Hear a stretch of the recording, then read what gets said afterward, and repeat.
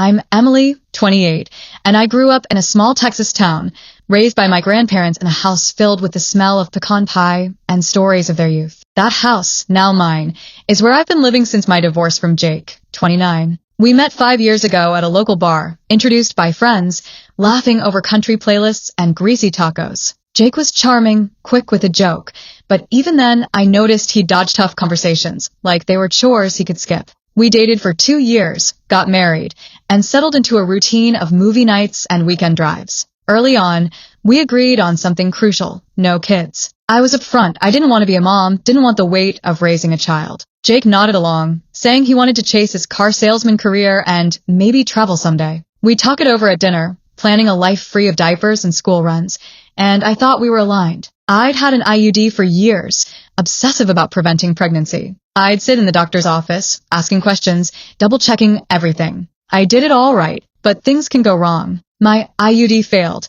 and I found out I was pregnant during a routine checkup. The doctor's words, "You're about 8 weeks along," felt like a punch. I sat in the exam room, hands trembling, staring at the ultrasound screen, a tiny blob that turned my world upside down. Jake was quiet when I told him, his face blank. I wanted to travel out of state to end the pregnancy and begged him to help, drive me, talk it through, anything. I also asked about a vasectomy to make sure this wouldn't happen again. He shut me down. He said driving me was too risky, that Texas laws could get us in trouble. A vasectomy? He called it wrecking his body and refused to consider it. I felt betrayed, like the man I loved had left me to face this alone. Texas laws boxed me in, and Jake's refusal sealed my fate. I looked into adoption, spending nights researching agencies, hoping it could be a way out. But in Texas, both parents have to sign off. Jake wouldn't budge, saying he couldn't abandon his kid, even though he'd sworn he never wanted one. I carried our son, Liam, to term, each doctor's visit a reminder of what I couldn't change. Liam was born 4 months ago, a healthy boy with big eyes. A month later, I filed for divorce. It took just over 2 months to finalize, ending a month ago. I couldn't stay with someone who'd forced me into a role I didn't want. I stayed in my grandparents' house, a 2-bedroom with creaky floors and faded wallpaper. Jake moved to an apartment near his dealership. He started visiting Liam on weekends, but only for a couple of hours, never overnight. I'd suggest full weekends, picturing a night to myself, but Jake always had an excuse: a big sales quota, a friend's party, or just not being there yet. I was frustrated, juggling Liam alone while trying to rebuild my life. Motherhood's been harder than I imagined. I love Liam, but I don't feel that instant bond others rave about. I've read it takes time, but I'm drowning. My maternity leave ended, and I went back to my software developer job, working from home. It's flexible, so I avoid daycare costs, but it's relentless. Coding with Liam crying, pausing to feed him, staying up late to hit deadlines. I needed a break, a chance to work, sleep, or just think. I thought 50-50 custody could work. 1 week pouring love into Liam, the next catching up on code, and maybe a full night's rest. It seemed fair. Jake's his dad, after all. I called Jake to set up a custody plan. He brushed me off, saying he'd let me know when a weekend was good. I called again. He didn't answer. I texted, asking for a schedule, and got half replies like, "Work's crazy," or "We'll figure it out." I was furious. Jake's choices, no abortion, no adoption, put me here, and now he thought he could be a part-time dad? I love Liam, but I don't want to do this alone. I deserve help. After weeks of dodging, I hit my limit. I packed Liam's diaper bag, diapers, bottles, onesies, his stuffed elephant rattle, and drove to Jake's dealership on a busy Thursday afternoon. The lot was packed, trucks gleaming under the sun, families milling about. I walked in, Liam in his car seat, my heart pounding. Jake was with a customer, pitching a pickup. When he saw me, his smile dropped. I set the car seat by his desk and said, "We're doing 50-50 custody. You have Liam this week. Drop him off at my house next Monday." My voice was steady, but I was shaking inside. Jake lost it. "Emily, I'm in the middle of a sale. What am I supposed to do?" he said, his voice low but sharp. Coworkers glanced over, and a customer raised an eyebrow. I told him to figure it out like I had to. He asked who'd watch Liam during his shifts. I said daycare was an option, if he couldn't manage. He snapped that he couldn't afford it. "If I learn to be a mom, you can learn to be a dad," I said, louder than I meant. His manager, a guy in a polo, shot us a glare. I turned and walked out, passing shiny cars and curious stares, my stomach in knots. Driving home, I gripped the wheel, replaying Jake's shock, wondering if I'd pushed too hard. That night, Jake's parents called, yelling at me. They called me selfish, a bad mom, reckless for leaving Liam with Jake. I asked if they'd help babysit, and they went quiet, saying their schedules were full. I felt judged, trapped. Jake wanted to be an every other weekend dad, but I needed more. Am I the asshole for dropping Liam off and demanding 50-50? Edit. For those suggesting adoption, I tried during pregnancy. Jake refused consent, and Texas requires both parents to agree. I've contacted a lawyer about custody, but I'm waiting for a response. Relevant comments. Commenter. 1. Sunny Skies 23. Not the asshole. You're not the only parent. Jake can't just bail because it's tough. He blocked your other options, so he needs to step up. 50-50 is fair. OP's response. Thanks for the support. I just need a break, and I want Jake to take his share of responsibility. Commenter. 2. Texas stuff. Not the asshole. He refused an abortion and adoption, then thinks he can just pop in on weekends? That's not being a dad. You're right to push him. OP's response. Exactly. His choices put me in this position, and I'm so tired of doing it alone. Commenter. 3. Harsh Truths 101. You're the asshole. If you didn't want kids, you should have been more careful. You both brought a child into this. Forcing Jake into 50-50 when he's not ready isn't fair to Liam. OP's response. I did everything. My IUD failed, and I tried for an abortion and adoption. Jake stopped me. I had no other choice. Commenter. 4. Mama Bear 22. Everyone sucks here. You sound like you don't want to be a mom, which isn't fair to your baby. Jake's wrong for dodging, but dropping Liam off like that was impulsive. Get help and a lawyer. OP's response. I'm trying my best for Liam, but I'm struggling. I don't want to feel this way. I've reached out to a lawyer already. Commenter. 5. Kindheart 88. Not the asshole, but you sound overwhelmed. Have you talked to a doctor about postpartum depression? It's common and could explain how you're feeling. You're not alone. OP's response. I haven't yet, but I'm starting to think I should. I felt so isolated, and posting here helped a bit. Thanks. Commenter.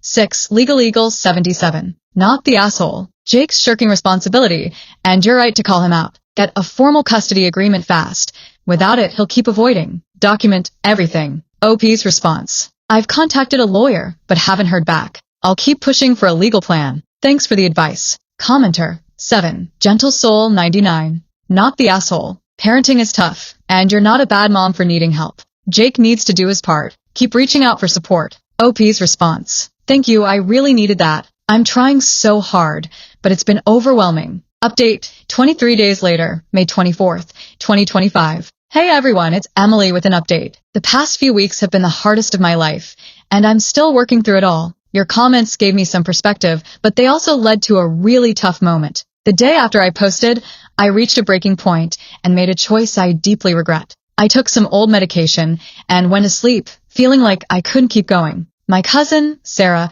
came by to check on me, found me in time, and called for help. I'm so thankful for her. I wouldn't be here without her strength. I spent 16 days in a hospital, living in a small room with group therapy sessions and quiet evenings. Doctors diagnosed me with postpartum depression and postpartum psychosis, which was overwhelming to hear, but it gave me a starting point to heal. My Reddit post got a flood of responses. Some were supportive, but many were harsh. People called me a terrible mom for having a child I didn't plan, said Liam deserved better, that Jake and I would mess him up. They kept pushing adoption, ignoring that Jake blocked it. The private messages were the worst. Strangers said Liam would be happier without me, that I was selfish for struggling. Some men wrote that I was just dodging responsibility. Couples who couldn't have kids said I didn't deserve Liam, asking me to hand him over. One woman seemed kind, chatting with me for hours about parenting. When I said I wasn't giving Liam up, she got angry, calling me unfit and cruel. It felt like the world was telling me I shouldn't be a mom or even be here. Those messages hit hard.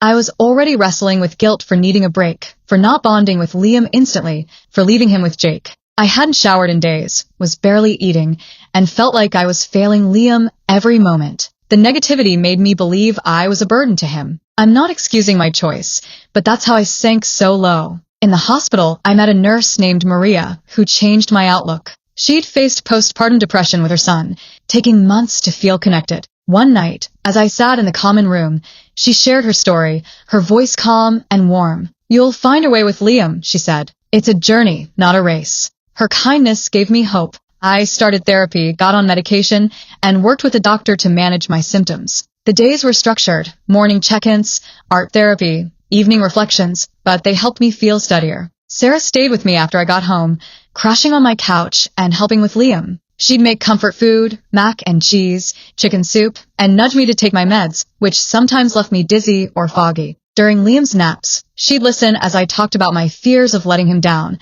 my guilt over disrupting his routine. She'd hug me and say, "You're here, and that's what matters." Her support has been my anchor. Jake and his parents have been quieter since I got out. Jake apologized for sidestepping custody talks, admitting he was scared of full-time parenting. He's agreed to 50-50 custody, with Liam at his place every other week. He asked me to help pay for daycare during his weeks, since his sales job doesn't cover it. His parents are pitching in, and I agreed to contribute a small amount. Jake's had Liam since I left the hospital, as I'm adjusting to meds. He brings Liam over for a few hours daily, and Sarah helps with bottles and diapers. My therapist, Dr. Larson, focuses on postpartum mental health. We meet twice a week, unpacking my guilt, the pressure to be a perfect mom, and the pain of those messages. She's shown me that struggling to bond with Liam is normal for many moms with postpartum depression.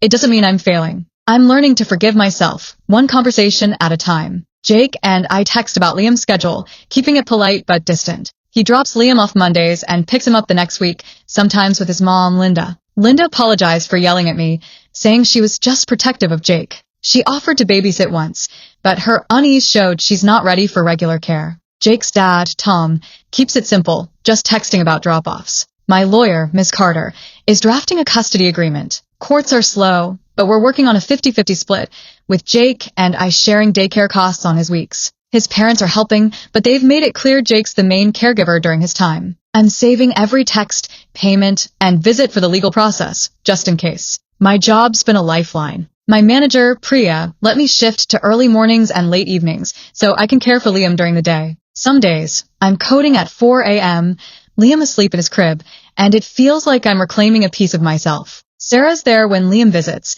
singing to him while I finish a project. I joined a postpartum depression support group at a community center, meeting twice a month. The first session was intimidating. I felt like everyone could see my shame. But listening to other moms share, not bonding right away, feeling judged, being overwhelmed, made me feel less alone. One mom, Rachel, talked about her postpartum psychosis, how she felt like a stranger to her daughter for months. Her recovery gave me hope. We've been texting, sharing small wins, like surviving a tough day. Sarah suggested small goals. Some days, it's just feeding Liam and brushing my hair. Others, I push his stroller through the park, naming trees, or read him a book about farm animals. I started a journal, jotting down moments with Liam, his first laugh, how he grabs my necklace, his sleepy sighs. They're tiny, but they're building a connection. Jake grumbles sometimes, daycare bills, long shifts, Liam's teething. I remind him we're both parents, and he's trying. We're not close, but we're co-parenting. Dr. Larson says to avoid social media, so I've turned off notifications. The kind messages, like one saying, "You're a mom who needed help. That's brave," keep me grounded. I read it when I doubt myself. The custody agreement's still pending, but Jake and I are managing 50-50ths. I'm not a perfect mom, but I'm here, learning to love Liam my way. If you're struggling, please reach out, therapy, family, a doctor. You're not alone, even when it feels like it. Mini update, same day, May 24th, 2025. I shared a screenshot of the first message I got after my update. It was kind, saying, "You're not a monster. You're strong for asking for help." It meant a lot to highlight something positive. More comments. Commenter. 8. Hopeful Mama 44. Not the asshole. I'm so sorry for what you faced. Those messages sound horrible. Jake forcing you into this, and then avoiding responsibility isn't fair. You're strong for getting help and pushing for 50-50ths. Have you found any local support groups? OP's response. Thanks for the kindness. The messages were tough, but I'm focusing on the good ones now. I joined a postpartum support group last week, and it's really helping me feel less alone. Jake's stepping up, and I'm hopeful. Commenter. 9. Real Talker 99. You're the asshole. Dropping Liam off like that was risky. Jake wasn't prepared, and it could have been unsafe for your son. You're both parents, but you can't demand 50-50 without a plan. Therapy and a lawyer are the right steps. OP's response. I regret how I handled it. I was desperate and exhausted. I'm in therapy now, working through it, and we're getting a legal custody plan. I just needed Jake to share the load. Commenter. 10. Empathy first. Not the asshole. Postpartum depression is real, and you were pushed too far. Jake's choices left you with no options, and he can't walk away now. I'm glad you're getting help. How's therapy going? OP's response. Therapy's been a lifeline, helping me cope and connect with Liam. It's a process, but I'm grateful. Thanks for understanding. Jake's decisions trapped me. Commenter. 11. Parenting Pro. Everyone sucks here. Jake's wrong for avoiding, but leaving Liam without warning wasn't great for him or your son. You both need to prioritize Liam, not fight over fault. Are you and Jake communicating better? OP's response. We're texting more and working out custody. Dropping Liam off was a low moment. I was at my limit.